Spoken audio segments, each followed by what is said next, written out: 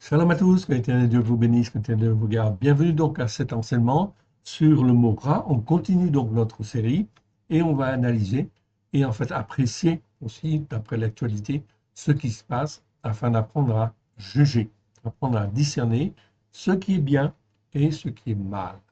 Remettons ces quelques instants à l'Éternel notre Dieu. Père très saint, nous te rendons grâce dans le précieux nom de Yeshua, ton Fils bien-aimé. Nul n'est comme toi dans le ciel. Tu es notre Dieu. Merci, Père, pour ta parole merveilleuse que tu nous donnes. Merci de nous en révéler la largeur, la longueur, la hauteur, la profondeur, à la gloire de ton Saint-Nom. Aide-nous, mon Dieu, mon Père, à te faire plaisir. Merci, Seigneur, pour cet enseignement que tu nous donnes aujourd'hui. Que ton nom soit béni, honoré lui toujours et partout. Parle, Seigneur, ton serviteur, ta servante, écoute. Amen.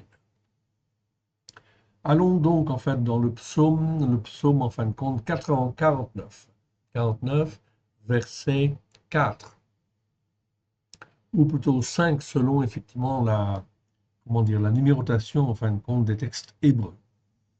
Donc ici, non pardon, verset 6 même. Pourquoi craindrais-je au jour où le mal s'exprime contre moi, lorsque l'iniquité de ceux qui me tyrannisent m'enveloppe? Donc on a corrigé un petit peu, bien sûr, le verset pour être plus proche de la racine. Donc on viendra en faire le commentaire tout à l'heure. Donc ce psaume n'est pas un psaume de David,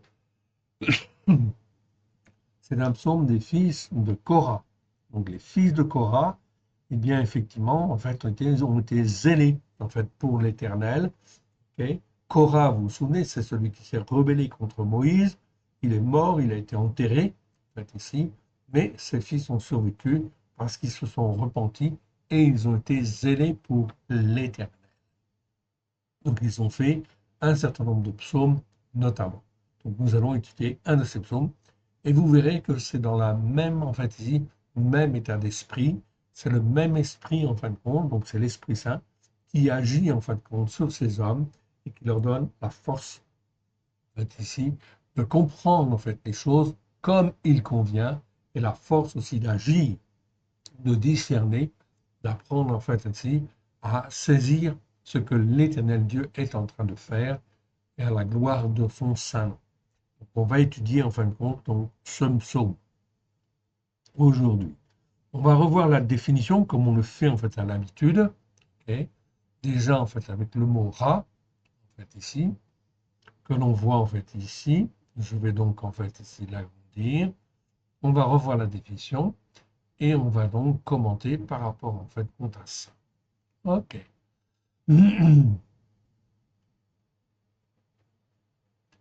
Bien. Donc là ça va.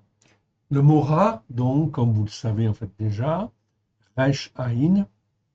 Donc je vous encourage à apprendre en fait l'alphabet hébreu, ok, de manière à ce que nous puissions aussi aller un petit peu plus loin. Donc, sur les racines hébraïques de la foi, c'est ce que nous ferons toujours dans la définition des mots, c'est que nous reprendrons, en fait, ici, les lettres hébraïques de manière à voir les racines hébraïques anciennes, okay, sur 2 lettres, la plupart du temps, ou 3 lettres. Okay. Donc, c'est ça, effectivement, les racines. Les racines, c'est toujours des lettres bilitaires ou unitaires. Okay. Le trinitaire, c'est les rabbins qui ont inventé ça, mais c'est une bonne chose dans une certaine mesure, mais en fin de compte, ça ne va pas assez loin sur tout un certain nombre de choses. Donc il faut revoir la définition de certains mots de manière à recaler les choses. Donc le but de cette étude, ici, c'est d'apprendre en fait à juger selon un jugement juste, d'apprendre à discerner ce qui est bien de ce qui est mal. L'adjectif, en fait, ici, ra, existe 663 fois dans 623 versets.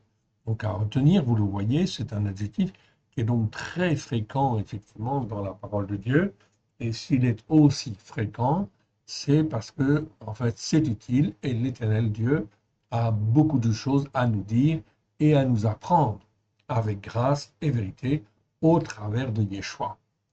On est bien d'accord que, on l'a vu en fin de compte dans les vidéos précédentes, il est extrêmement important et c'est ce que Dieu en fin de compte nous ordonne, c'est d'apprendre à marcher selon un jugement juste et dans la justice par la foi. On avait vu ces mots-là, okay, justice par la foi Tzedaka. Je ne reviens pas dessus, je vous renvoie en fait aux vidéos. Également, les vidéos sur le mot Mishpat, qui existe plus de 400 fois. On a fait toutes les vidéos sur le mot Mishpat et on voit effectivement que c'est extrêmement important d'avoir un jugement juste devant l'Éternel. Or, pour avoir un jugement juste, il n'y a pas 36 solutions. Il faut étudier en fin de compte la Torah, les prophètes et les psaumes, à la lumière de Yeshua, la Mashiach, celui qui est appelé le Christ, de manière à avoir un jugement qui soit juste, effectivement, ou le plus juste possible devant l'Éternel. C'est extrêmement important car l'Éternel Dieu nous incite et nous commande en fait de vivre en fait notre foi selon les jugements justes qu'il a. Où trouve-t-on les jugements justes de l'Éternel? Dans la parole de Dieu, la Torah, les prophètes et les psaumes, effectivement, à la lumière de Yeshua. Donc déjà, en fait, là, il y a un problème en fait majeur, évidemment, avec toute la chrétienté qui a toujours vécu sans la Torah, sans l'approfondir, tout au moins. Et résultat des courses, eh bien, puisqu'en fait, si la plupart, en fin de compte, des jugements justes sont dans la Torah, les prophètes et les psaumes, l'Éternel Dieu dit, ok, je veux que vous appreniez à juger comme moi je juge. Ok, c'est normal. Si effectivement on veut être un avec le Père et le Fils, il faut qu'on ait la même manière de juger ou un jugement qui soit proche de celle de Dieu, car les jugements de l'Éternel sont tous justes. C'est extrêmement important donc d'apprendre effectivement ce qui est mal et ce qui est mauvais, en fait ici, par rapport à ce qui est bien devant l'Éternel. La première en fin de compte fois où le mot mal en fait existe, c'est dans Genèse 2,9. Je n'étudie pas dans le détail ce mot-là, mais là on y parle de l'arbre de la connaissance du bien et du mal, okay, qui est soi-disant dans le jardin d'Éden. On reviendra là-dessus sur cette définition de jardin d'Éden, qui est très mauvaise, qui nous est issue en fin de compte des catholiques et qui a été en fin de compte ici transmise par les protestants et transmise aussi par les évangéliques. Jamais en fait aucune de ces montagnes spirituelles n'a expliqué ou n'a creusé en fait ici ces mots-là et ces passages, bien évidemment. Donc on est là dans une culture entre guillemets judéo-chrétienne qui a transféré en fait ici des erreurs d'interprétation tout au long des siècles, à tel point qu'aujourd'hui, en fait ici, toute la chrétienté, d'une manière générale, est incapable d'avoir un jugement juste devant l'Éternel, notamment dans des situations délicates, difficiles, évidemment. Donc, on va voir un petit peu tout ça. Donc, le mot, en fin de compte, Ra, qui existe là dans Genèse 2,9, nous parle bien, en fin de compte, de l'arbre de la connaissance du bien et du mal. Connaissance du bien et du mal. Ok. Donc ici, le mot Ra, ça veut dire mal, mauvais, ce qui est mal, ce qui est mauvais, laid et gras. Selon les racines en fait hébraïques de la foi ancienne, on va retenir que Resh Aïn, okay, Resh Aïn, okay, cette racine-là est l'emblème de tout ce qui est terrestre, opaque et mauvais. Okay. Donc terrestre, ça ne veut pas dire systématiquement que c'est mauvais, mais en réalité, en fait, comme ça s'oppose à ce qui est spirituel, en fait ici, eh ben, c'est pas bon, ça ne mène pas loin, en fait ici. Donc, Ra va toucher tout ce qui est terrestre, tout ce qui est opaque, oui bien sûr, et tout ce qui est mauvais ou mal, oui bien sûr. Donc c'est très important de retenir cette définition. Dès que je vois dans les Écritures le mot Ra, ça a un rapport avec le mal, ce qui est mauvais ou terrestre. Il existe en fait une variante de ce mot, Ra, c'est en fin de compte la version, le mot Ra allongé, c'est en fait Ra'a, que vous voyez là, qui exprime d'abord le féminin de Ra, première solution. Deuxième solution, c'est Ra avec la terminaison Kamatz et, en fait ici. Donc Kamatz et, en fait ici, c'est la voyelle en fait sous la deuxième consonne, et le et en fait final. Ok, cette terminaison Kamatz et, en fait ici, exprime toujours quelque chose qui est plus grand, plus ceci, plus cela, etc. Donc ici, on peut dire un mal augmenté. Si Ra, c'est un mal, Ra'a, c'est un mal augmenté. En français, on ne va pas traduire par mal augmenté, mais on va trouver d'autres mots dans la langue française qui, en fait, ici, veulent dire, par exemple, c'est pourquoi on pourra traduire par une bête féroce plutôt qu'une bête mauvaise, comme c'est le cas dans Genèse 37, 20, 37, 33. Oui, bien sûr. Donc là, c'est acceptable comme traduction, oui, bien sûr. Cependant, il peut y avoir des variantes, évidemment. Cependant, on trouve une autre traduction, en fait, de ce mot ra'a, ok, dans, en fait, Ézéchiel 34, 25, où là, c'est pas traduit par bête féroce, ok, mais par animaux sauvages. Ça peut être au singulier ou, en fait, au pluriel. Ce sont des mots collectifs, en fait, ici. Donc ici, on aurait très bien pu traduire Genèse 37, 20 et 37, 33. On aurait pu le traduire par une bête sauvage. Oui, c'était meilleur. Ou encore, en fait, une bête de malheur. Ok, plus précis, en fait, encore, plus pertinent, en fait, ici, bête de malheur. Ou bête qui amène le malheur. Très, très, très important. Ok.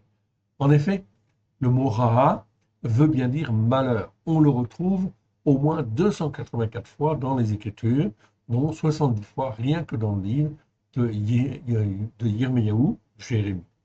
En définitive, et selon les Écritures, le malheur, en fait ici, Ra'a, est très clairement la conséquence des péchés, des transgressions, des iniquités qui perdurent en fin de compte dans le temps. Ok.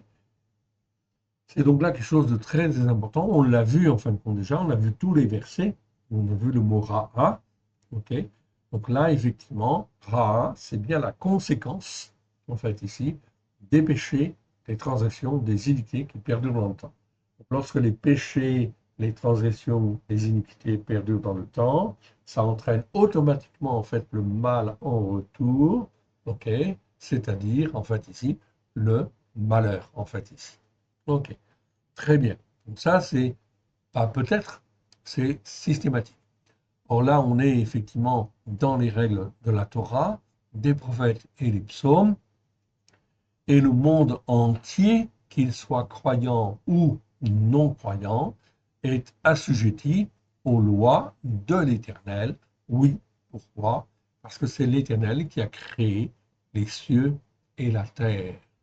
Et il a donné en fait une Torah, un enseignement en fait ici, pour que les hommes, pour que les Juifs puissent apprendre à discerner ce qui est bien et ce qui est mal.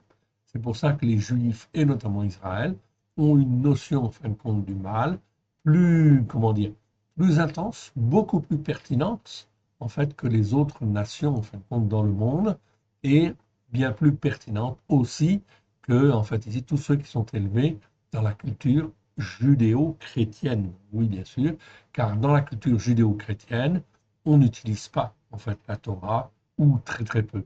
Donc on a une définition très mauvaise de la notion du mal, effectivement, devant Dieu, en fait, je parle. Donc là, voilà pourquoi Israël a effectivement de ce côté-là une bien meilleure en fait interprétation ou sensibilité spirituelle par rapport à ce qui se passe sur la terre. C'est pour cela que, en fait, ici, l'Éternel suscite Israël aujourd'hui dans le combat avec le Hamas.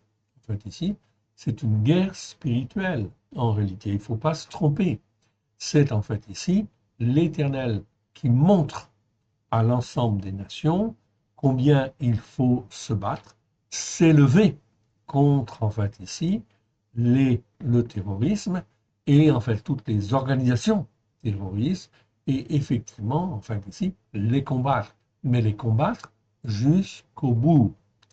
Donc ici, le combat, en fin de compte, d'Israël contre le Hamas, même s'il dure, en fait, encore, il dure encore, et en fin de compte, l'Éternel le permet, tout cela est pour montrer aux nations que, en fait, ici, eh bien, en fin de compte, on doit soutenir Israël, ou on doit être du côté, en fin de compte, d'Israël, pour combattre, en fait, ici, en fait, tout ce qui est terrorisme ou organisation terroriste ou organisation qui soutient directement ou indirectement le terrorisme.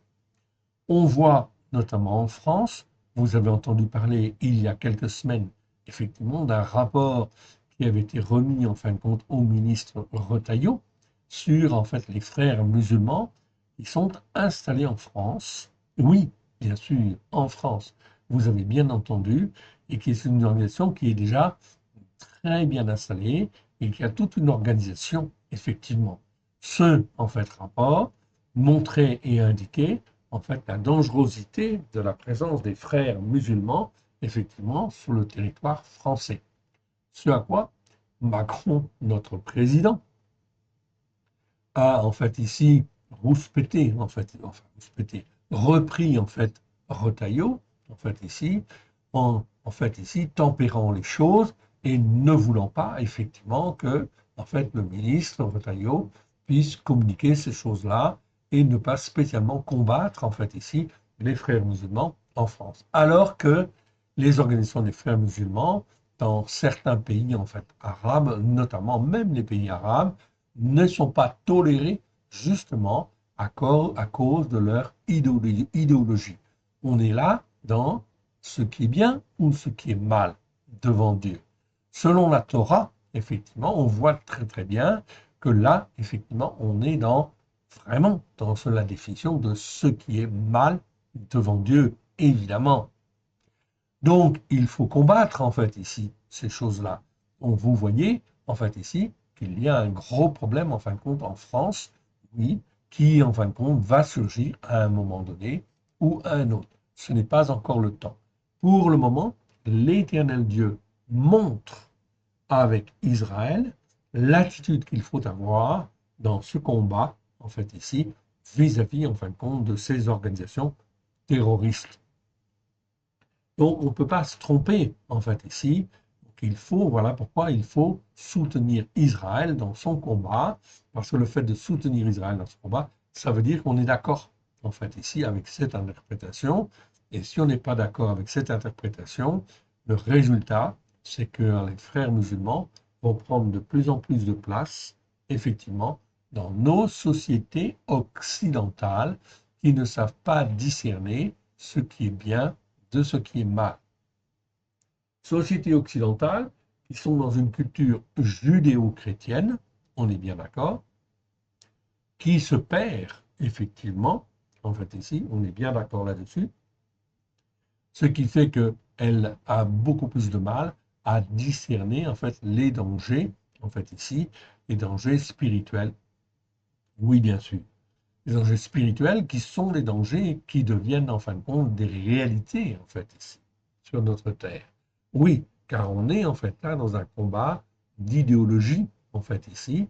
Donc d'idéologie, on voit bien que l'idéologie du terrorisme ou l'idéologie des frères musulmans n'est absolument pas compatible avec l'idéologie chrétienne, même si en fin de compte elle est déformée ou maladroite, ok, mal posée, en fait ici, elle ne sait pas discerner, elle aurait tendance, en fin de compte, les idéologies judéo-chrétiennes auraient tendance à considérer que tout le monde il est beau, tout le monde il est gentil, et qu'on peut discuter, effectivement, avec, en fait, les méchants, en fait ici, ceux qui font le mal.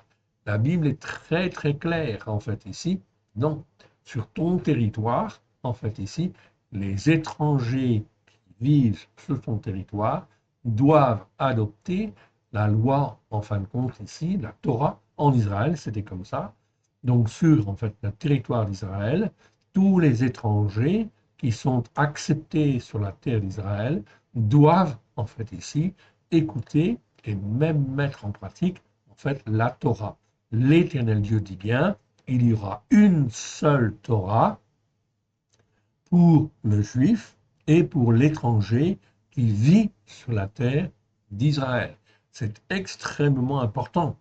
Donc, les étrangers qui vivent en Israël doivent faire le Shabbat, doivent faire même les fêtes de l'Éternel, en fait ici, parce qu'ils doivent en fait rentrer dans une certaine culture, en fait ici, et la culture, en fin de compte, de Dieu et les bénédictions de Dieu. Oui, bien sûr. Donc, ce parallèle, en fait, là, est à faire dans nos sociétés, en fait, aussi. En France, on est de culture judéo-chrétienne, donc on ne doit pas accepter n'importe quoi, effectivement, normalement, en France. Donc là, on est dans la politique de l'immigration, oui, bien sûr. Est-ce que la politique d'immigration, elle est correcte, en fait, ici, devant l'Éternel? Je ne crois pas. Aucune des politiques, en fait, ici, d'immigration n'est correcte.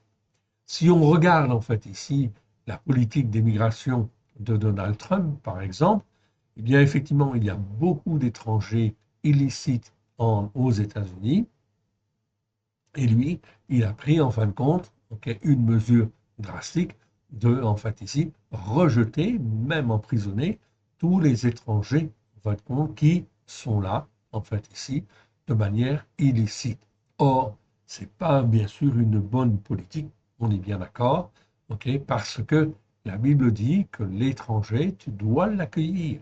Donc, en fait ici, oui, tu dois l'accueillir dans la mesure où il respecte tes règles, enfin les règles, je dirais, de la Torah, évidemment, en fait ici, ou des règles qui sont copiées, en fin de compte, sur la Torah. Si les règles ne sont pas copiées, en fin de compte, sur la Torah, ça veut dire que tu fais ce que tu veux, en fait, devant Dieu, et il y aura des conséquences, en fait, à ça, inévitablement.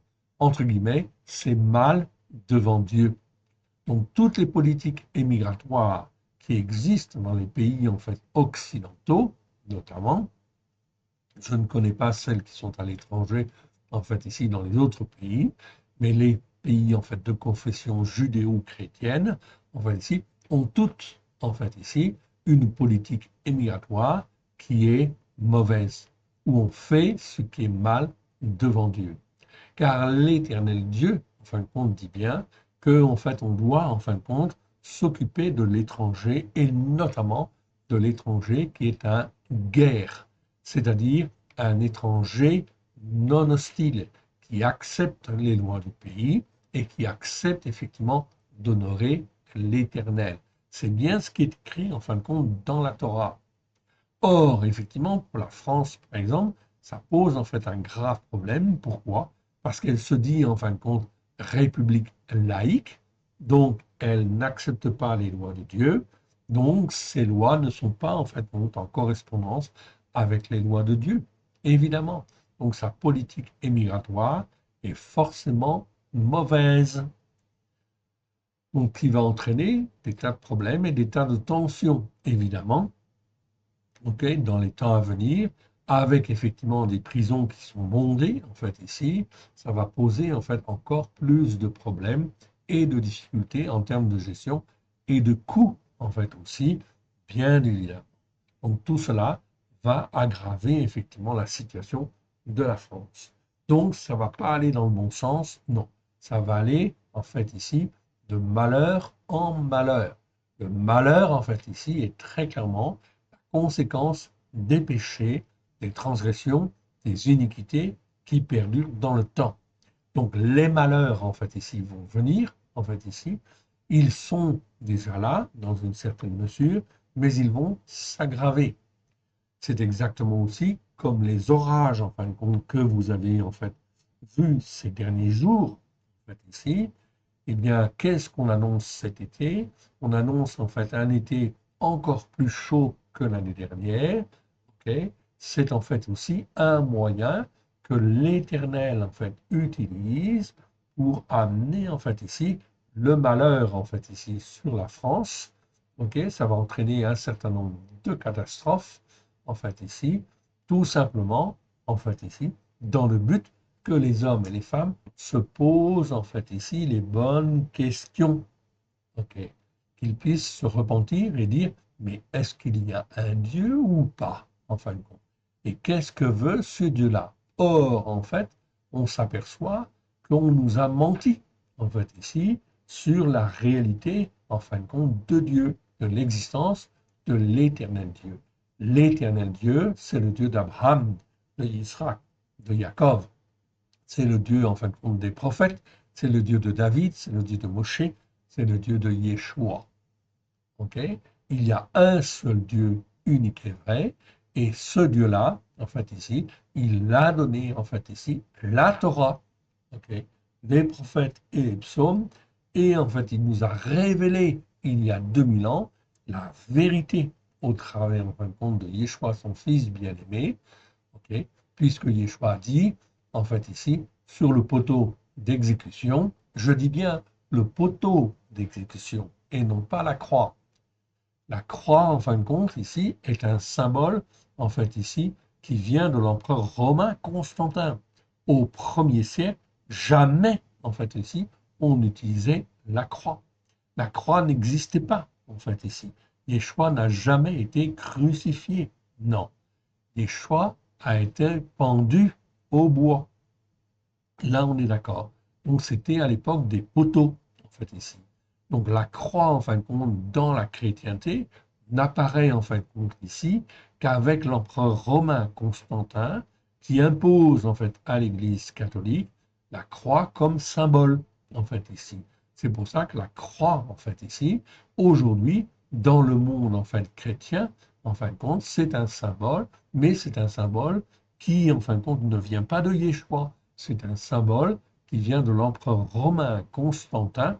Donc vous voyez que là, on nous a menti, en fait, ici. Et chez les catholiques, et chez les protestants, et chez les évangéliques. Oui, bien sûr. Donc ici, le symbole de la croix est un symbole, en fait, ici, quelque part, qui a des origines occultes. Voilà pourquoi, en fait, il faut le supprimer. Alors, les protestants et les évangéliques ont supprimé, en fin de compte, déjà l'image de Jésus, en fait, ici, car chez les catholiques, vous avez la croix et vous avez Jésus crucifié dessus. Mais chez les protestants et chez les évangéliques, on a supprimé, en fin de compte, ici, ok, comment dire, l'image de Jésus, en fait, ici, mais on garde la croix. Donc, on garde le symbole de l'iniquité. On garde le symbole de l'iniquité. C'est pour ça que l'iniquité, elle perdure chez les protestants et elle perdure chez les évangéliques. La conséquence, en fin de compte de ça, comme l'iniquité, en fait, ici, au travers de ce symbole, est transmise, ça veut dire qu'au niveau de la théologie et, en fait, ici, des enseignements, on transmet, en fait, aussi des choses qui sont fausses. Et, en fait, en réalité, aujourd'hui, en 2025, eh bien, la chrétienté est incapable de choisir correctement entre le bien et le mal. Je prends, en fin de compte, un exemple, en fait, ici, qui nous concerne. L'empereur,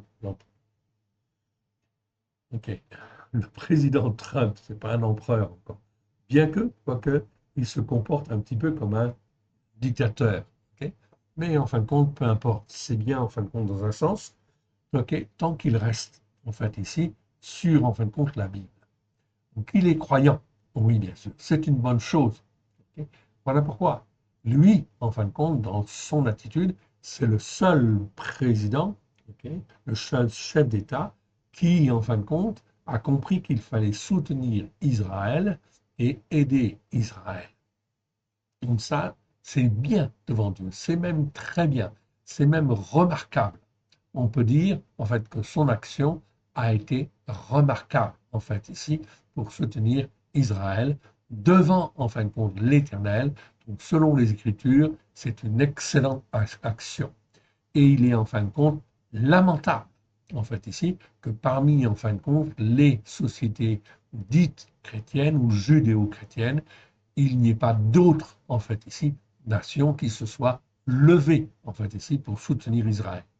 Il y a parfois, très légèrement, très ponctuellement, en fait, une attitude positive vis-à-vis d'Israël, mais pas vraiment de bon soutien. Et ça révèle quoi? Ça révèle en fin de compte que l'enseignement dans les églises pendant des siècles a été déformé. Et tout cela, en fin de compte, ça entraîne une iniquité qui fait qu'aujourd'hui, en fait, ici, eh bien, l'attitude, en fait, des nations, en fait, dites judéo-chrétiennes, de culture judéo-chrétienne, sont, en fait, ici, incapables de soutenir Israël, sont même, voire pro-palestiniennes, en fait, ici, voire pro-Hamas. Donc, quand on est, en fait, pro-palestinien, ça veut dire qu'on est contre Israël, tout simplement. Donc ça veut dire qu'on est dans une position en fait ici, extrêmement mauvaise, en fait ici, vis-à-vis de Dieu et vis-à-vis, en fin de compte, d'Israël. Ça veut dire qu'on est, en fin de compte, dans des enseignements erronés. Et beaucoup d'églises, en fait ici, sont, en fin de compte, dans les dérapages spirituels extrêmement importants. La conséquence de cela, c'est le malheur. Ra'a. Ra'a est très clairement la conséquence, en fait, ici, des péchés, des transgressions, des iniquités qui perdurent dans le temps. Donc, le fait de ne pas, en fait, ici, aider Israël est déjà une faute, c'est un péché, mais le fait de ne pas vouloir, en fait, ici, soutenir Israël, ce n'est plus un péché, c'est une transgression. Pourquoi? Parce qu'Israël est le premier-né. Que l'on soit d'accord ou pas d'accord, de toute façon, l'Éternel Dieu va soutenir Israël, va élever Israël et va se servir d'Israël, justement pour montrer l'exemple. Donc là, nous avons vu quoi, en fait, ici? Nous avons vu Israël qui se battait contre le Hamas. Première chose, ok, premier combat. Deuxième combat, en fait, ici, Israël s'est battu contre le Hezbollah. Même chose. Si on n'avait pas compris la première fois, il fallait comprendre, en fait, ici, la deuxième fois. Car le Hezbollah était une organisation, en fait, bien plus forte déjà que le Hamas. Et pourtant, en fait, ici, Israël a gagné. Pourquoi Israël a gagné? Parce que l'Éternel est derrière Israël. Parce que, en fait, ici, toutes les actions d'Israël sont, en fait, ici, comment dire, surveillées, en fin de compte, par l'Éternel, qui fait que les opérations, en fin de compte, d'Israël sont des succès. Vous avez le troisième combat avec les outils, en fait, ici, du Yémen, etc. Et enfin, en fait, ici, quatrième combat majeur, éclatant, remarquable, en fait, ici, Israël s'est levé contre l'Iran. Cela veut dire quoi? Israël a déclaré la guerre. Est-ce que lorsqu'on est croyant, on a le droit de déclarer la guerre? Oui, bien sûr. On a des tas d'exemples, en fin de compte, dans la parole de Dieu. Quand il s'agit de se lever contre le terrorisme, contre le mal, en fait, ici, surtout quand, en fait, l'Iran dit et annonce qu'ils veulent la destruction, en fin de compte, d'Israël, c'est bien une menace. Lorsque, en fait, l'Iran fait en fait enrichir en fait l'uranium dans le but d'avoir la bombe nucléaire et effectivement d'éradiquer en fait Israël, c'est bien en fait ici une menace avérée. Voilà pourquoi il faut réagir. Dans ce combat-là, en fait ici, toutes les nations dites chrétiennes auraient dû en fait ici soutenir Israël. Donc là, elles n'ont pas seulement été dans le péché, elles ont été dans la transgression. Elles n'ont pas voulu.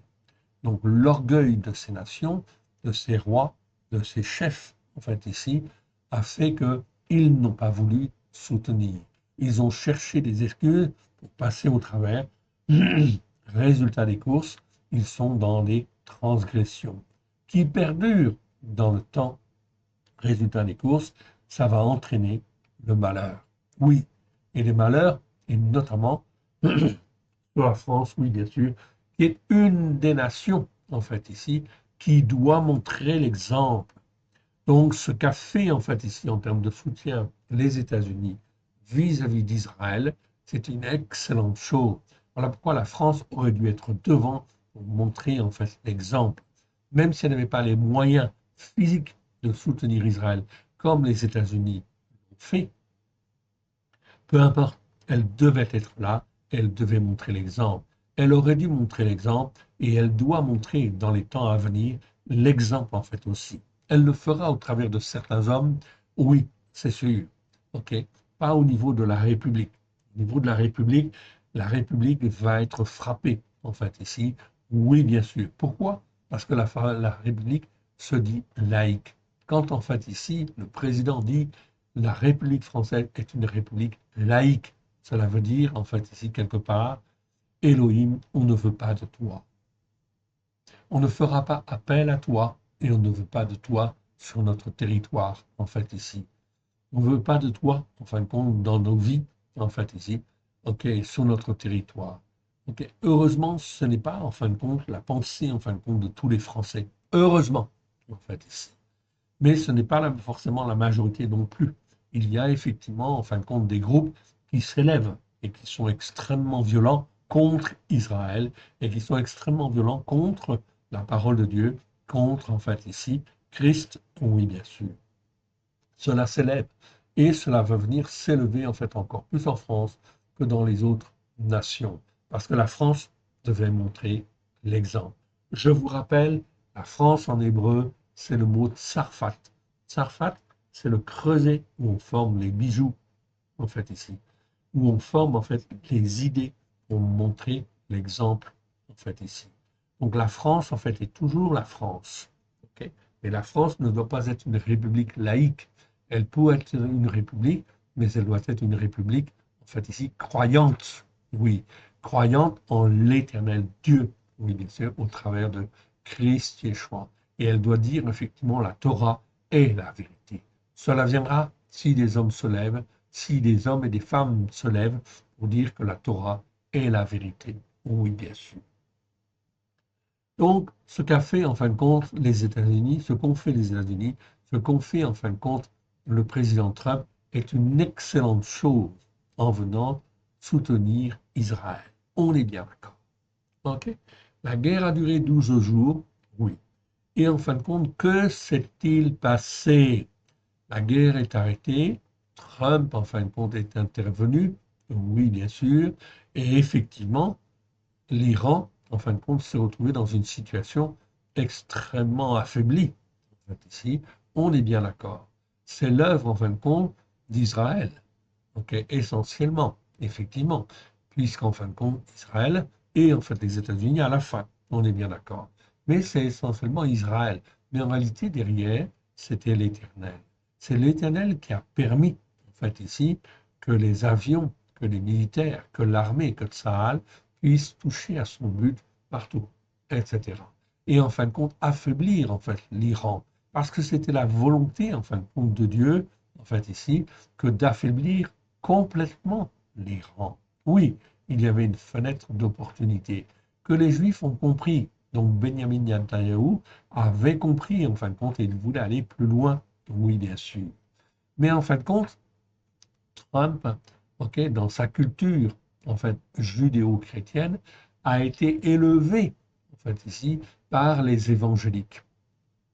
Donc, il est en fait du milieu évangélique, du milieu chrétien et évangélique.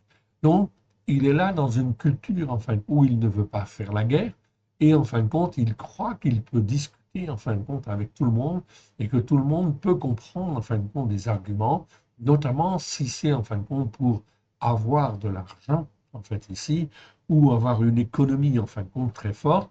Le président Trump croit en fin de compte qu'avec en fin de compte en négociant sur les marchés il peut obtenir en fait la paix. Il peut essayer, oui, mais la réponse, en fait, on la connaît déjà.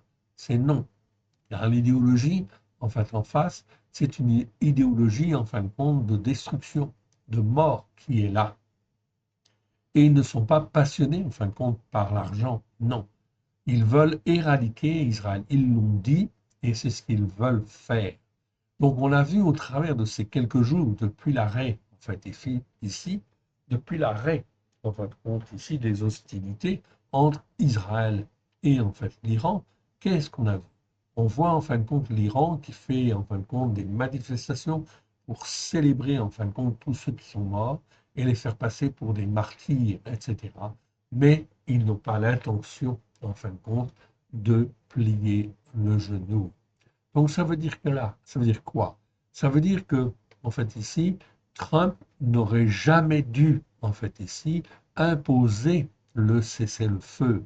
Il avait dit, je veux que l'Iran, en fin de compte, comment dire, capitule, en fait, ici. Oui, ça, c'était une bonne chose. C'était ce que voulait, en fin de compte, aussi, en fait, Israël. Donc il fallait aller jusqu'au bout. Face au terrorisme, ok, il faut aller jusqu'au bout. Et la Bible, en fait, est très claire. Si, si tu tues un descendant d'Adam, en fin de compte, tu es responsable, en fait, d'un meurtre et ton sang doit couler. Par le descendant d'Adam, ton sang doit couler. C'est effectivement écrit dans la Torah, en fin de compte. Donc ça veut dire que, en fait, ici, les criminels, ils doivent être jugés. C'est extrêmement important, en fait, ici, est fondamentale. Et la Bible parle du vengeur de sang, en fait, ici. Vous vous en souvenez certainement. Eh bien, c'est exactement ça. Quand le sang coule, en fait, ici, eh bien, en fin de compte, il doit y avoir une justice qui doit être rendue, en fait, ici. Inévitablement. Voilà pourquoi le Hamas est responsable. Voilà pourquoi Israël doit aller jusqu'au bout vis-à-vis du Hamas. Voilà pourquoi, enfin, Israël doit aller jusqu'au bout, en fin de compte, vis-à-vis de l'Iran. Donc aujourd'hui, c'est le cessez-le-feu, mais l'affaire n'est pas terminée. Mais il faut, dans les jours prochains, que, en fin de compte, l'Éternel Dieu montre au président Trump que ça ne sert à rien, en fin de compte, de discuter avec, en fait, ici, les responsables de l'Iran, car ils n'ont pas l'intention, en fait, de négocier et ils n'ont pas l'intention de capituler. Voilà pourquoi Trump le sait déjà, parce qu'il a même dit, en fin de compte, OK, il n'est pas forcément nécessaire d'avoir un accord avec l'Iran. Là, c'est une capitulation quelque part. Donc l'attitude de Trump est mauvaise, en fait, ici, en regard de la parole de Dieu.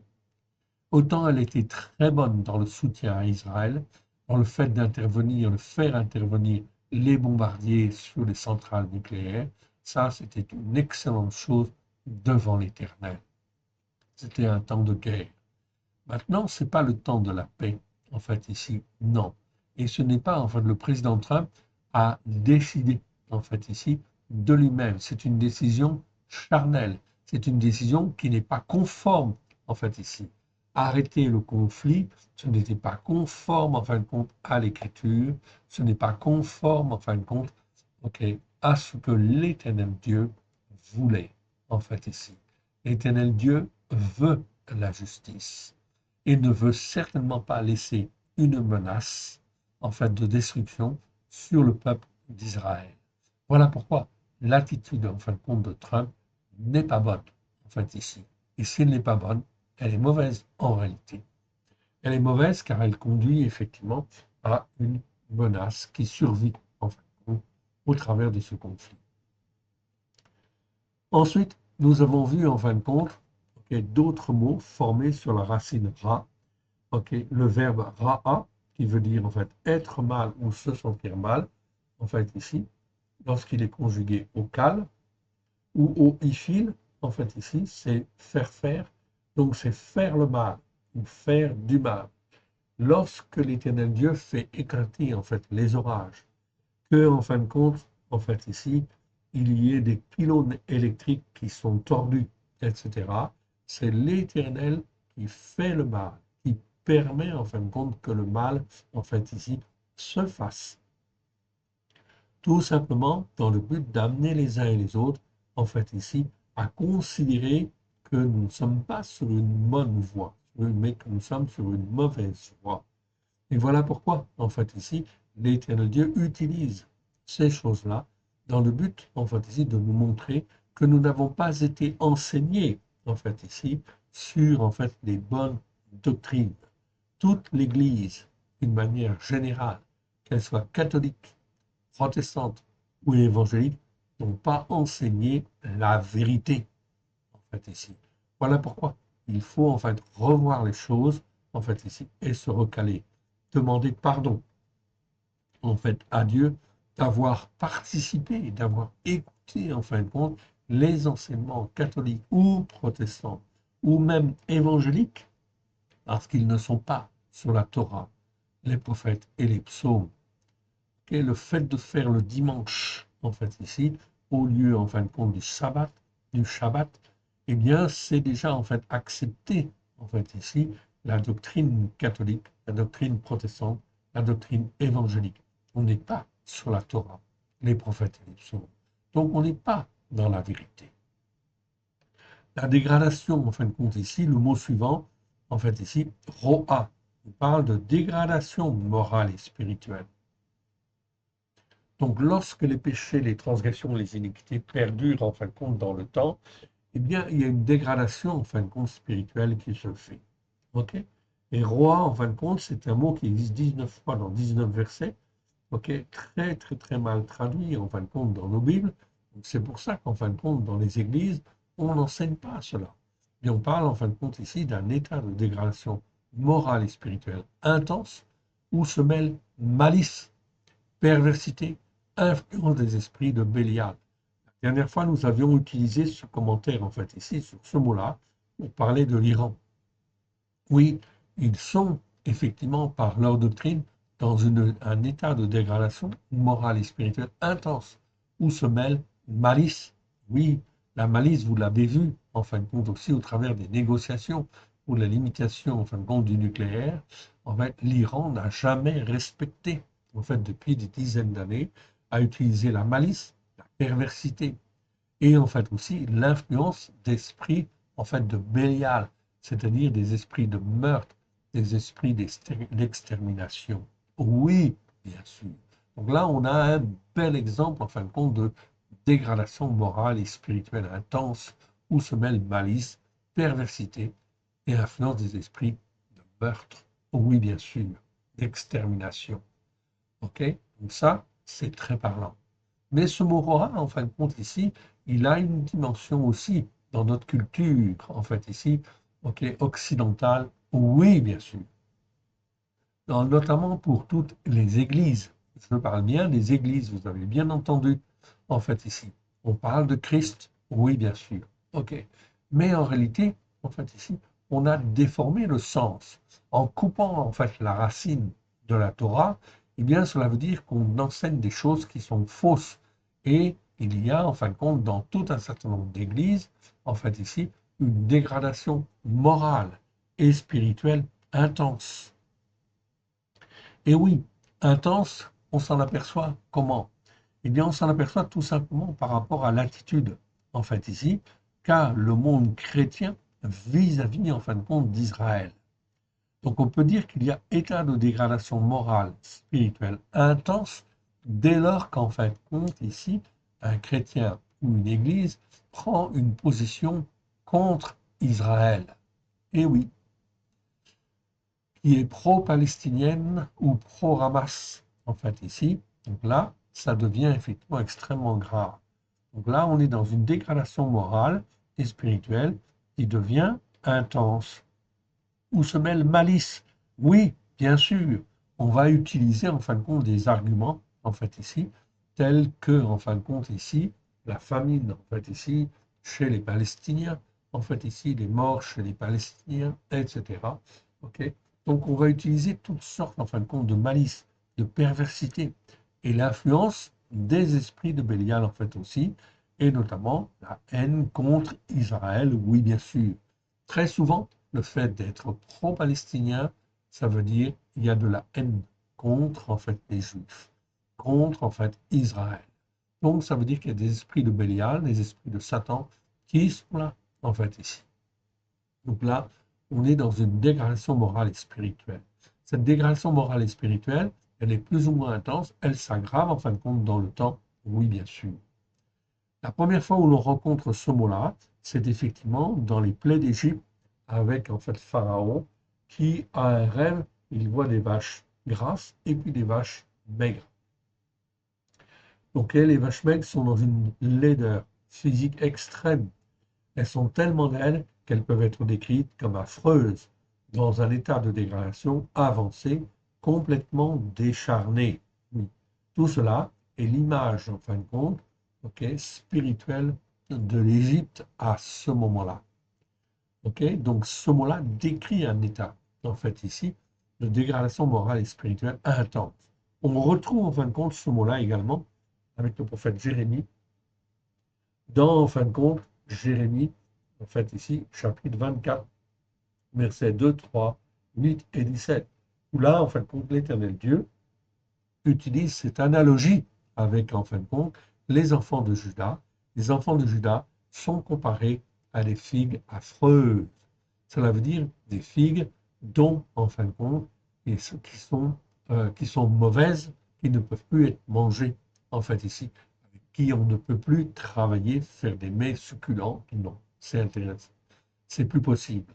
Donc, en fait, ici, Jérémie 24, ça veut dire que c'est juste avant, effectivement, la destruction, en fin de compte, de Jérusalem et, en fin de compte, ok, l'action, en fin de compte, de Nebuchadnezzar qui va venir pour détruire Jérusalem, emmener en captivité un tiers, en fin de compte, du peuple et exterminer un tiers, en fin de compte, des enfants de Juda à cette époque.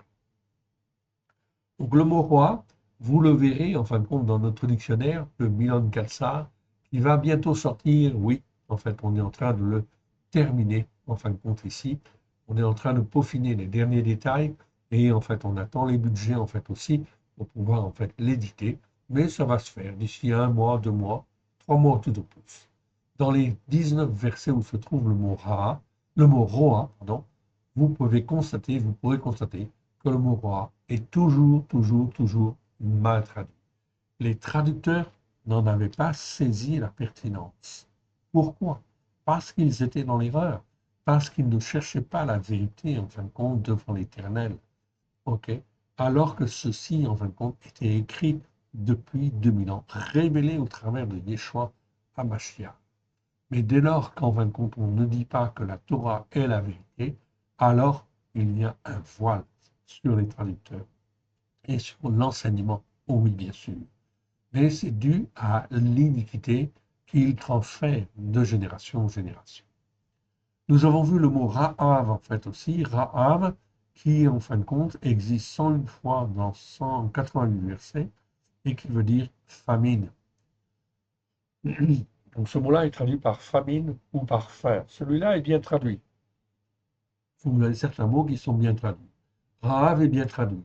Et le mot famine, ok, c'est un des fléaux qui va être utilisé, en fin de compte, dans les temps à venir.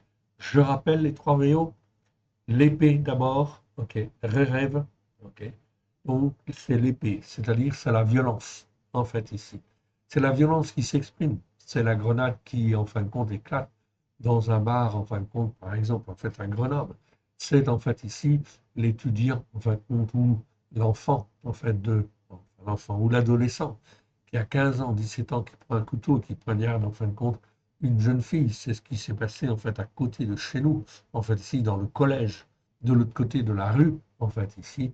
Donc, c'est toutes ces violences qui s'expriment, en fait, ici, de plus en plus fréquemment, en fin de compte, ici.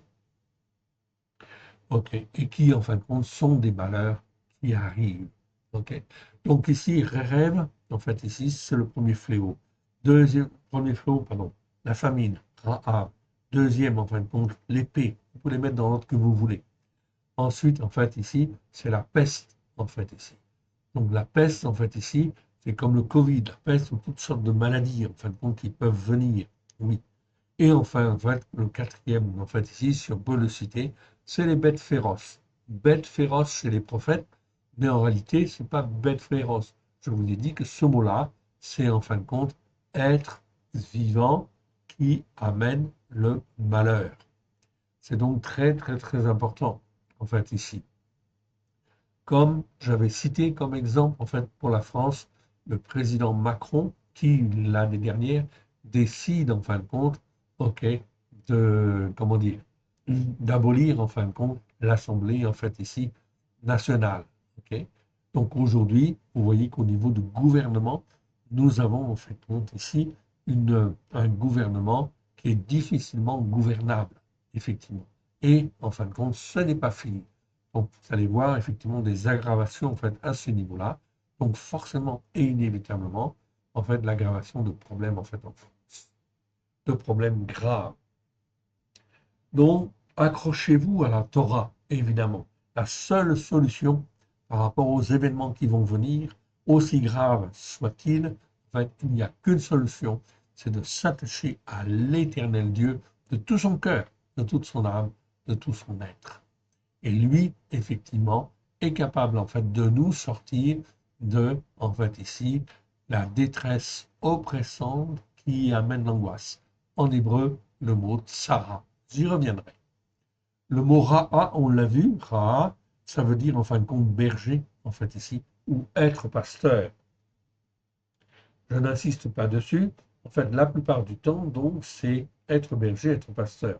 En rappelant simplement que ce mot-là souligne, en fait, ici, nous parle de tous les soins terrestres que l'on apporte aux peines, aux soucis, aux chagrins, aux afflictions, en fait, ici, d'où le verbe paître qui en découle Ainsi, le mot pasteur, en fait, ici, en fait, vient de là. Le mot berger, en fait, vient de là.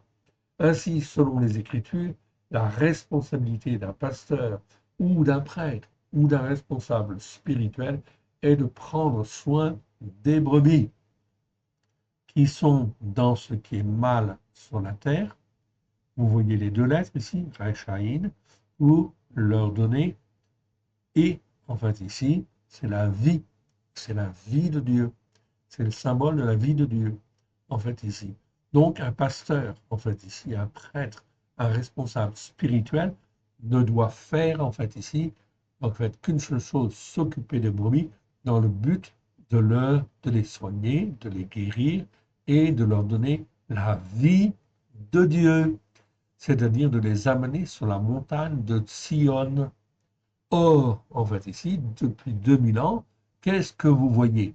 Est-ce que les pasteurs, les prêtres ont élevé, en fait, les brebis pour les amener sur, en fin de compte, la montagne de Sion? Eh bien, en fin de compte, vous avez la réponse. Donc, ils ont fait ce qui est mal devant Dieu. Là, on est dans la pleine définition de ce qui est mal, en fait, ici. Donc, ils n'ont pas fait ce qui est bien devant Dieu. La conséquence, c'est le malheur. Genèse 48, 15, c'est Yaakov qui parle.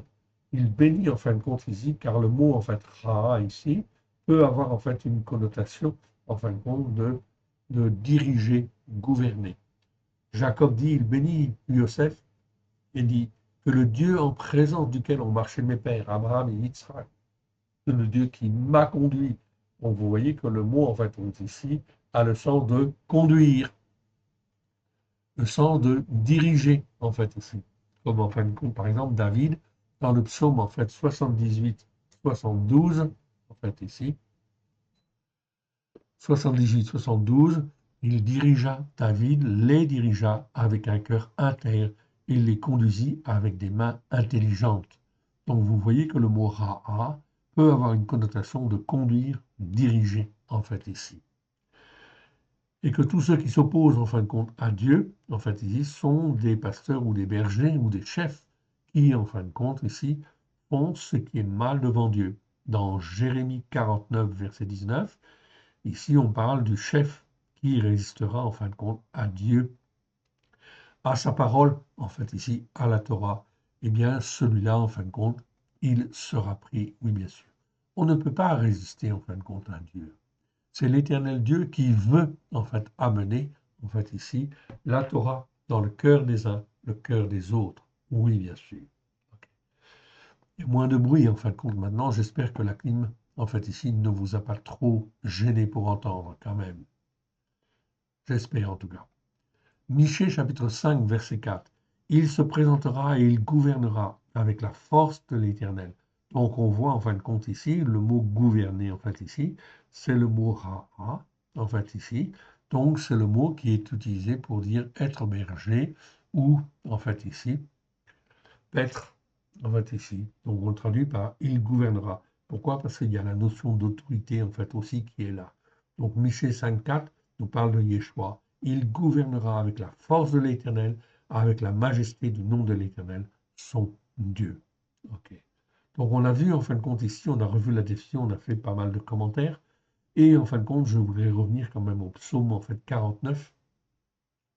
On va essayer de le faire en fait ici quand même. Ok, j'étais un peu trop bavard. Ok, toutes mes excuses. Ok, et on va revoir en fin de compte ici. Je ragrandis un peu, là, j'étais trop vite. Et je reviens sur mon psaume 49. Donc on va lire le psaume 49 et je vais faire quelques commentaires en fait ici. Ok, et je vais lire à partir du verset 4. Ma bouche va faire entendre des paroles pleines de sagesse et mon cœur a des réflexions hautement spirituelles, pleines de bon sens.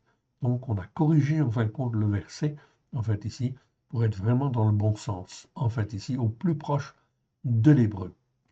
Pleine de bon sens ou avoir de l'intelligence, c'est tevuna, c'est toujours tevuna, c'est l'intelligence en fait pratique à concevoir, en fait ici. C'est-à-dire pour agir. En fait, si j'écoute la Torah, les prophètes et les psaumes, ok, avec un cœur sincère, automatiquement, l'Éternel Dieu va guider mes raisonnements. Parce que ce qu'il veut, lui, c'est qu'on ait à vie. Et il veut que l'on grandisse dans sa vérité, en fait, ici, pour le glorifier, lui, sur la terre. C'est tout ce qu'il veut. Donc, quiconque, en fait, vient vers l'Éternel et veut grandir, en fin de compte, dans la parole de Dieu, il n'y a pas de problème, en fin de compte, pour l'Éternel. Il est d'accord, pourvu que l'on écoute et que l'on mette en pratique comme lui le veut. C'est un apprentissage de l'obéissance. Donc, la Torah, les prophètes et les psaumes, elle nous apprend l'obéissance et la soumission à l'Éternel Dieu. Ma bouche va faire entendre, donc c'est Korah qui parle. Et lui, en fin de compte, il a vu son père, en fin de compte, descendre, en fait, ici, être englouti par la terre, en fait, ici, se révolter contre Dieu. Donc lui, il ne veut pas, en fait, aller dans ce sens-là. Oui, donc il, en fait, ici, il dit, ma bouche va faire entendre des paroles pleines de sagesse, et mon cœur a des réflexions hautement spirituelles.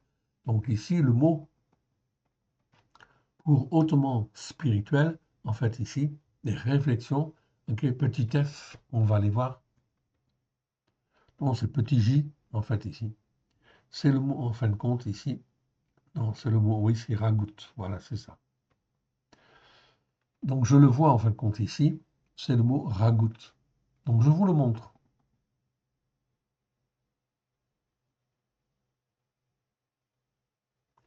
Alors, où il est passé? Alors, j'ai dû faire une mauvaise manipulation. Voilà. J'ai été trop vite, évidemment. J'ai été trop vite. Donc, je vous l'agrandis. OK? Donc là, et je vous le mets plus haut. Donc, ragout, c'est un mot qui n'est pas très en fait courant. Vous voyez, il n'existe qu'une seule fois dans les Écritures. OK? Donc, ça s'écrit comme ça. OK? Un et, un guimel, OK? Un olam, OK? Et un tav, en fait, ici. Donc, ici, ça veut dire pensée, méditation, selon effectivement les dictionnaires. En réalité, la racine hébraïque ancienne et guimel exprime toute idée d'activité mentale, de dévouement, en fait, de mouvement de l'esprit, de mouvement de l'esprit, ok, de chaleur, en fait, ici, de verve, ok. Il est facile de reconnaître ici, en fait, ici, de reconnaître ici la racine, en fait, aleph, guimel, que le signe, en fait, ici, que le signe de la vie, en fait, spiritualise, en fait, ici. Donc, guimel, aleph, guimel, ok, ça se trouve dans le mot, en fait, ici, quand on le décompose, et en fin de compte, ici, le et, en fait, ici, spiritualise, en fait, ici, le mot, en fait, ici. La racine et guimel nous parle de toute agitation intérieure, spirituelle, tout ce qui émeut, remue, en fait, ici, excite l'éloquence, en fait, ici, la parole, en fin de compte, ici, un discours, une pièce oratoire, tout ce qui est en fin de compte élevé spirituellement, en fait ici quelque part. Donc on peut utiliser en fin de compte ici un mot en fin de compte, c'est une expression en fait ici, c'est ce qui est le plus simple, et en fin de compte on peut dire pensée ou raisonnement en fait élevé, ou réflexion hautement spirituelle. Réflexion, j'ai utilisé ce terme-là, en fait, à cause, en fin de compte, du mot grec dialogismos, qui nous parle de raisonnement, de réflexion. Et en fait, Yeshua, il reprend, en fait, les scribes, il reprend les pharisiens, tous les religieux de l'époque, parce qu'il dit, en fait, ils ont, en fait, ici, un dialogismos, c'est le mot grec, c'est-à-dire des raisonnements ou des réflexions qui sont à côté de la plaque, qui ne sont pas fondés en fait pleinement sur la Torah, les prophètes et les psaumes à la lumière de Yeshua, mais qui sont dans la tradition en fait juive. Donc il va dire, vous avez des raisonnements complètement en fait ici à côté de la plaque. C'est exactement la même chose aujourd'hui avec tout le monde chrétien. Le monde judéo-chrétien, aujourd'hui, parce qu'il n'est pas élevé dans la Torah, les prophètes et les psaumes, avec grâce et vérité au travers de Yeshua, ont tous, en fin de compte, des réflexions ou des raisonnements qui sont erronés, en fait, ici, qui sont, en fin de compte, forcément, en fin de compte, de travers, nécessairement de travers. Donc, ça veut dire qu'ils sont incapables d'avoir un jugement juste. Vous voyez, en fait, ici, avec le président Trump, au bout de 12 jours, il ne veut pas continuer la guerre. On est d'accord, ok? Mais en réalité, il fallait laisser en fait à Israël la possibilité en fait d'agir, d'aller plus loin en fait ici pour pouvoir en fin de compte donner une victoire pleine et entière à Israël sur en fin de compte l'Iran. Oui, bien sûr, c'était très important. C'était en fait ici, à mon sens, et j'en suis convaincu et je comprends en fait très très bien, d'après les Écritures, que c'était la volonté en fin de compte de l'Éternel. Donc le problème, il est reporté, en fait, ici. Il n'est pas complètement annulé, mais il est reporté. Donc l'affaire, en fin de compte, n'est pas terminée. Donc ma bouche va faire entendre des paroles pleines de sagesse et mon cœur a des réflexions hautement spirituelles, pleines de bon sens. Oui, quand on dit que la Torah est la vérité et qu'on étudie la Torah, en fait ici, qu'on en apprend à juger en fait d'une manière juste, comme l'Éternel Dieu juste et juge, eh bien dans ce cas-là, on a des réflexions hautement spirituelles.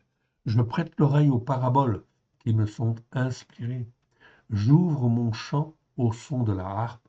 Pourquoi craindrais-je au jour où le mal s'exprime contre moi, lorsque l'iniquité de ceux qui me tyrannisent? Ok, donc ici, c'est mieux de traduire en fait en disant ceux qui me tyrannisent, car en fait ici, c'est traduit simplement par adversaire. Mais comme il y a d'autres mots en fait en hébreu pour dire adversaire, en fait ici, c'est mieux de dire qui me tyrannise. C'est exactement ce que ressent en fait Israël vis-à-vis en fin de compte de l'Iran et a ressenti pendant longtemps en fait ici. C'est pour ça que ce qu'a vécu en fait Israël, les nations occidentales vont le vivre. Ok? Pourquoi? Parce qu'elles ont maintenu en fait Israël dans cette situation-là, au lieu de soutenir Israël et en fin de compte de soutenir Israël pour que Israël puisse trouver sa place devant l'Éternel. En fait, ici, les nations judéo-chrétiennes pensaient faire mieux que Israël. Oui, question d'orgueil. Donc, ça va poser problème. Oui. Donc ici, ceux qui me tyrannisent, en fait, m'enveloppent. Ils ont confiance en leurs biens, ils se glorifient de leur grande richesse, en fait, ici. Pas un homme ne peut racheter son frère, ni donner à Elohim le prix de sa rançon. Donc, premier postulat, en fait, ici, ou première vérité, si je puis dire, ici, on a le verbe pada. Pada, en fin de compte, ici, je vous le montre, ça veut dire racheter, mais c'est racheter par une rançon.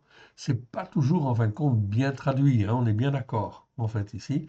Ce mot-là n'est pas toujours très bien traduit, en fait, ici. Pada, c'est un verbe qui veut dire racheter, racheter par une rançon, toujours. Donc ici, le texte, en fait, ici, le verset nous dit, pas un homme ne peut racheter son frère, en fait, ici, ni donner à Elohim le prix de sa rançon. Le prix de la rançon, c'est Yeshua. Ça passe toujours, toujours par en fait, le sang de l'agneau. Donc le rachat pour la rédemption de leur âme est cher et n'aura pas lieu, en fait, ici. Donc le prix du rachat, en fin de compte, on peut dire, en fait, ici, pour l'Iran, pour les mollahs, en fait, ici, on peut les citer, en fait, ici, le prix, en fait, pour la rédemption de leur âme est cher et n'aura pas lieu, en fait, ici. Ils ne vivront pas toujours, ils n'éviteront pas la vue de la fosse, car ils la verront. Les sages meurent, l'insensé et le stupide périssent également, et laissent à d'autres leurs biens. Ils s'imaginent que leurs maisons seront éternelles et que leurs demeures subsisteront d'âge en âge, proclamant leur nom, en fait ici, proclamant leur nom sur la terre adamique. Je rappelle, en fait ici, la terre adamique. Ici, c'est le mot Adama que je vous ai en fin de compte déjà en fait montré en fait ici. Ok? Donc le mot Adama, c'est la terre adamique. Donc ils s'imaginent que leurs maisons seront éternelles, que leurs demeures subsisteront d'âge en âge, proclamant leur nom sur la terre adamique. Donc c'est pas sur la terre tout court. Ok? Donc la terre, en fait ici, elle est ce qu'elle est, oui bien sûr. Ok? Donc, les grands de ce monde, ils s'imaginent que leur maison est éternelle et que leurs demeures, en fait, subsisteront d'âge en âge, proclamant leur nom sur la terre adamique. C'est-à-dire la terre adamique, c'est quoi? C'est une terre spirituelle. C'est-à-dire sur la terre en fait que l'on voit physiquement, il y a une terre spirituelle qu'on ne voit pas. Cette terre, en fin de compte, elle est particulière.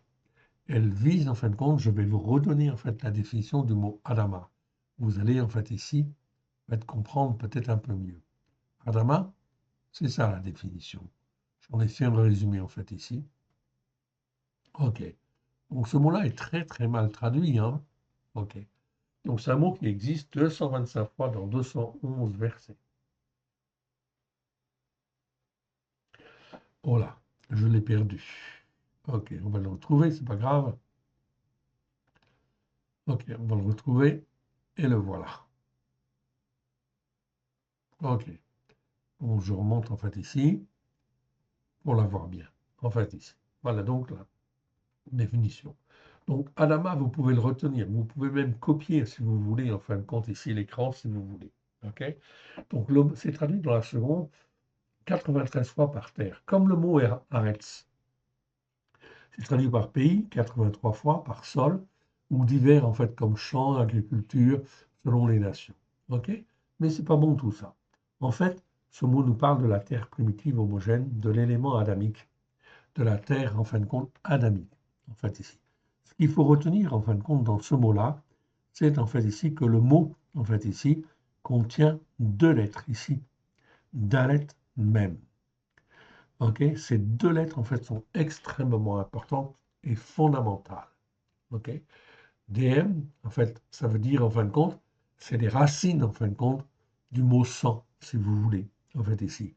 Dalet même, dont le but est, dont le but potentiel est en fin de compte d'être un, en fait ici, avec le Père et le Fils.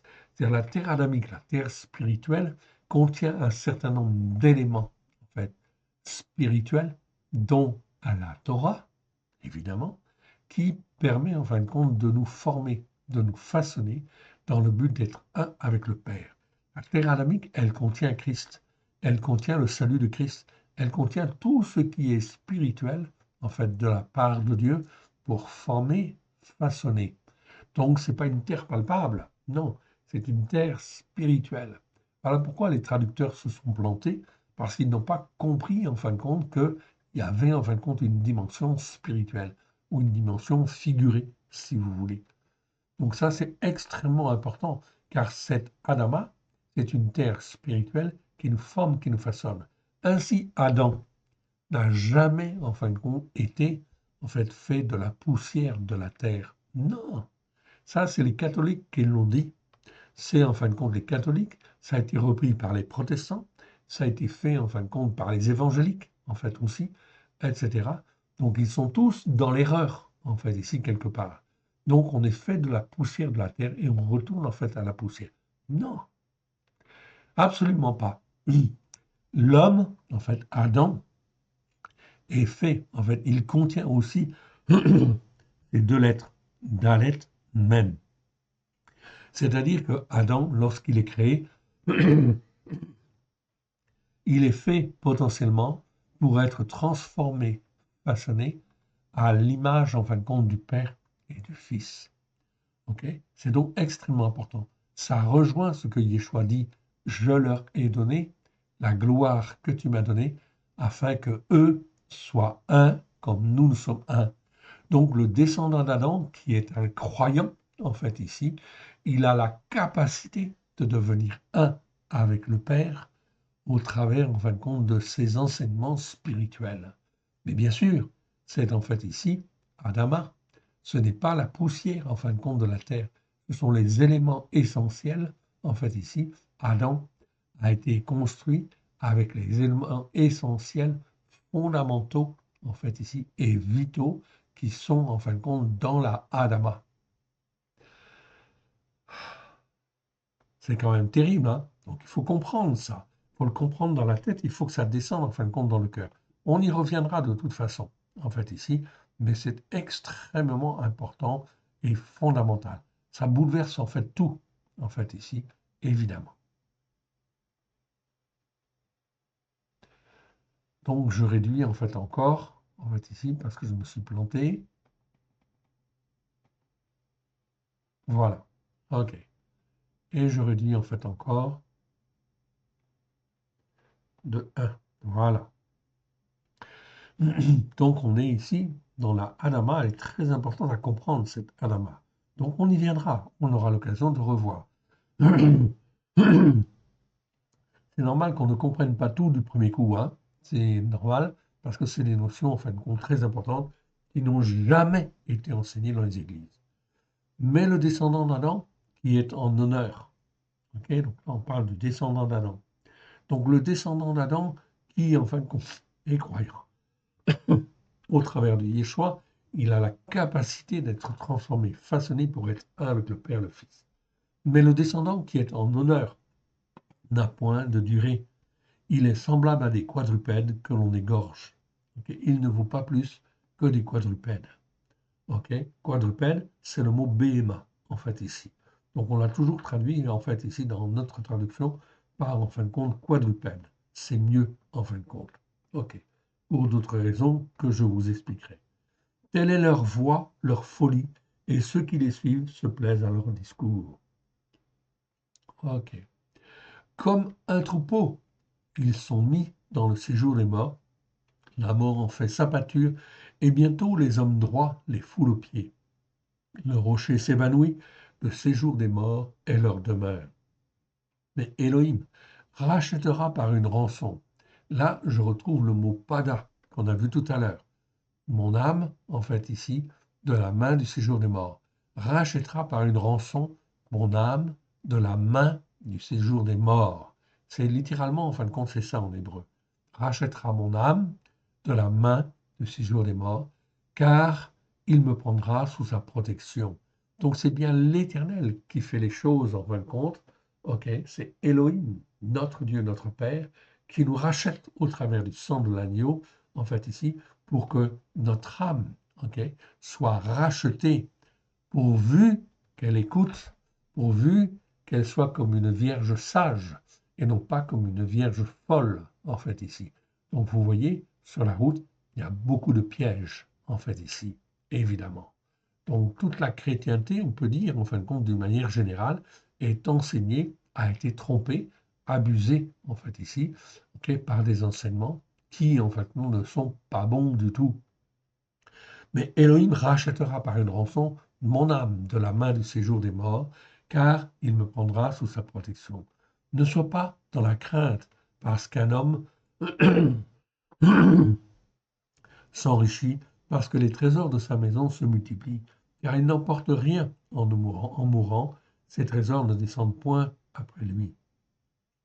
Il aura beau s'estimer heureux pendant sa vie, on aura beau te louer les jouissances que tu te donnes, tu iras néanmoins au séjour de ses pères, qui jamais ne reverront la lumière.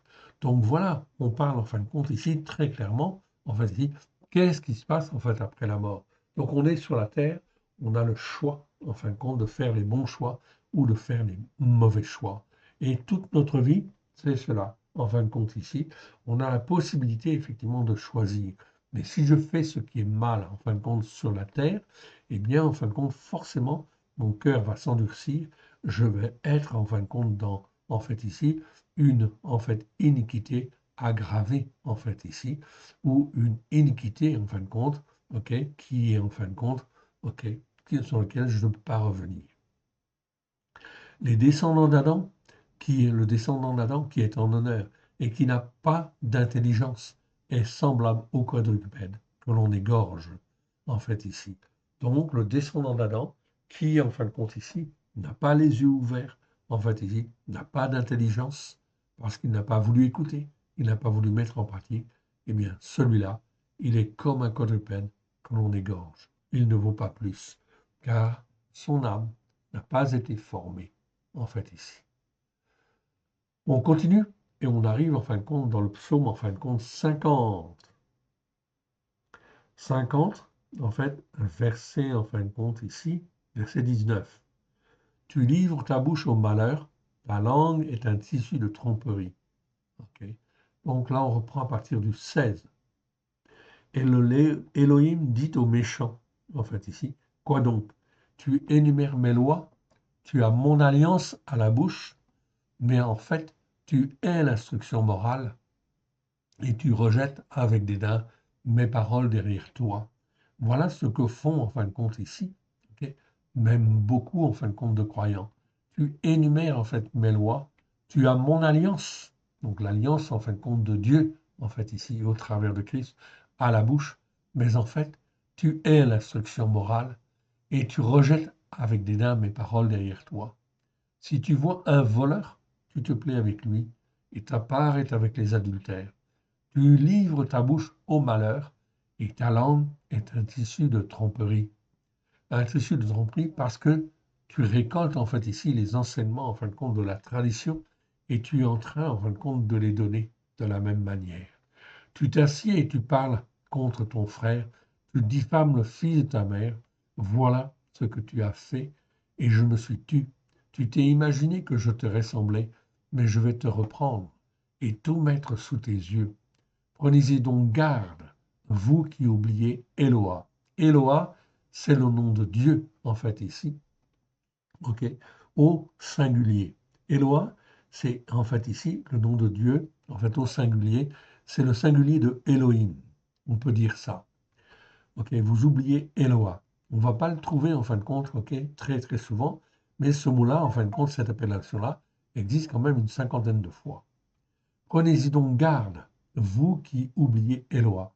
Eloa, c'est le seul Dieu, unique et vrai, de peur que je ne déchire sans que personne, ok, ne délivre. Celui qui offre en sacrifice des remerciements me glorifie, et à celui qui veille sur sa voie, je ferai voir le salut de Elohim. Le salut, c'est Yesha, en fait, ici, bien sûr.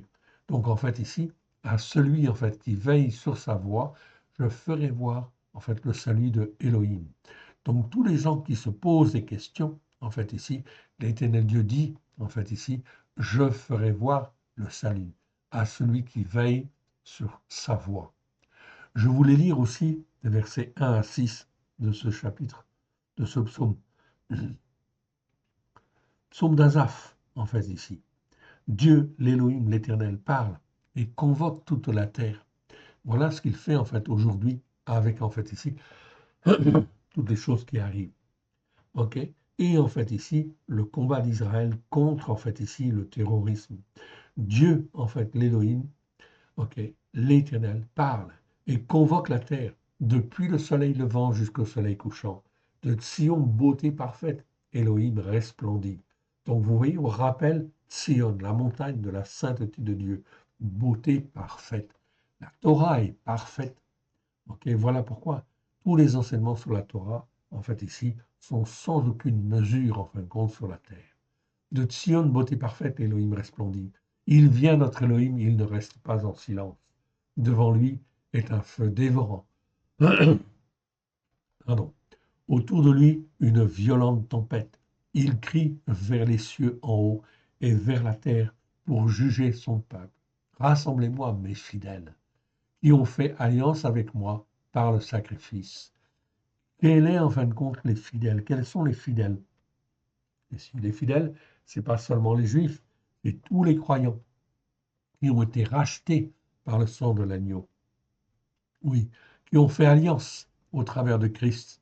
Ok, alliance avec Dieu, avec moi, par le sacrifice. Quel sacrifice? Quel est le sacrifice ultime, le sacrifice parfait, le sacrifice en fin de compte qui accomplit en fait les Écritures? C'est le sacrifice de Yeshua. Donc tous ceux qui ont fait alliance, donc l'Éternel Dieu est en train de parler là à toute la chrétienté qui, en fin de compte, s'évade dans toutes sortes de doctrines erronées. Et les cieux publieront sa justice, car c'est Elohim qui est juge. Donc on voit en fin de compte ici que l'Éternel Dieu est bien celui en fin de compte qui agit en ce moment et qui en fin de compte parle et convoque toute la terre, depuis le soleil levant jusqu'au soleil couchant. Donc c'est très important de comprendre cette dimension prophétique, évidemment. On arrive dans le psaume 51, 51, verset 4. J'ai péché contre toi seul et j'ai fait ce qui est mal à tes yeux, en sorte que tu seras juste dans ta sentence, sans reproche, dans le jugement que tu vas rendre. Nous avons revu, au fait, aussi ce psaume, en fait, ici, dans sa traduction. Mais on va s'arrêter là pour aujourd'hui, et on le verra, en fin de compte, la prochaine fois. Psaume 51, verset, en fait, 4, en fait, ici. 472, en fait, ici. Donc, on verra la prochaine fois pour ne pas être trop long, en fait, ici, cette fois-ci. Ok, j'espère que vous aurez bien entendu quand même. Je n'ai pas vu que la climatisation continuait de marcher. Elle a fait un peu de bruit, un bruit de fond. J'espère qu'elle ne vous a pas trop gêné pour entendre. On va remettre au Seigneur. Merci Seigneur pour tout ce que tu nous as donné aujourd'hui, étant tellement bienfaisant. Merci Seigneur pour tout ce que tu m'as fait dire. Je te rends grâce dans le précieux nom de que ce qui n'est pas de toi, dans le nom des choix, s'en aille dans les nuages. Que ce qui est de toi soit loin de grâce et de vérité au travers de Yeshua, ton Fils bien-aimé. Étant tellement bienfaisante, que ta parole, Seigneur, oui, puisse trouver dans chacun de nos cœurs un terrain favorable, puisse y être planté, s'élever, nous former, nous façonner à la gloire de ton saint nom. Nous te rendons grâce dans le précieux nom des choix, car nous sommes tes serviteurs. Parle, Seigneur, ton serviteur, ta servante, écoute. Nous voulons faire les œuvres que toi tu as préparées d'avance, afin de te glorifier, toi le seul vrai Dieu, oui, celui que tu as envoyé. Aide-nous, mon Dieu, mon Père, à te faire plaisir. Que ton nom soit béni, honorez-lui, toujours et partout. Que l'Éternel Dieu vous bénisse, que l'Éternel Dieu vous garde. Shalom à tous. Amen.